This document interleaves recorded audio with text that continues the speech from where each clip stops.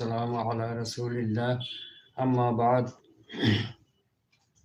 সুপ্রিয় দর্শক শ্রোতাবৃন্দ এবং প্রিয় মুসলিম ভাই ও বোনেরা, পবিত্র কোরআনের তাফসীর বর্ণনা প্রসঙ্গে আজকের দ্বিতীয় পর্ব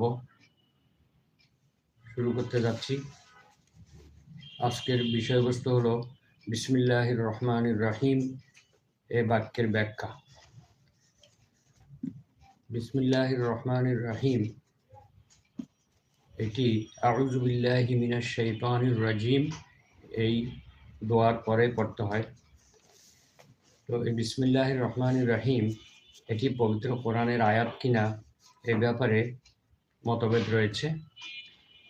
বিখ্যাত সাহাবী আব্দুল্লাহ ইবনে আব্বাস, আবু হুরায়রা, আলী ইবনে আবি তালিব রাদিয়াল্লাহু আনহুম, প্রখ্যাত তাবিঈ আতা, সাইদ ইবনে জুবাইর, মাকহুল, জুহরি রহিমাহুমুল্লাহ, তারা বলেছেন সূরা তাওবা ব্যতীত প্রত্যেক সূরার একটি পৃথক এবং স্বতন্ত্র আয়াত হিসেবে বিসমিল্লাহির রহমানির রহিম নাজিল করা হয়েছে।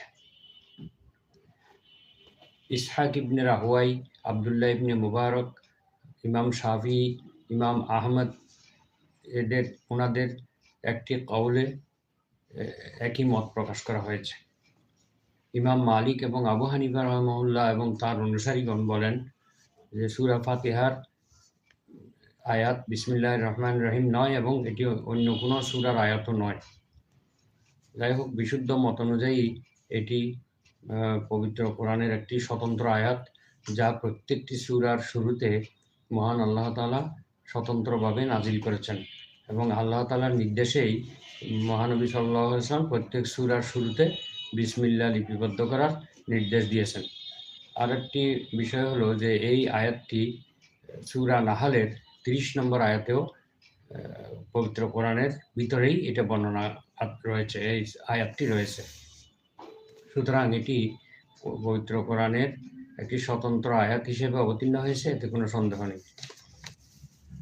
এবারে আমরা বিসমিল্লাহির রহমানির রহিম এই বাক্যটির একটি বিশ্লেষণ করব।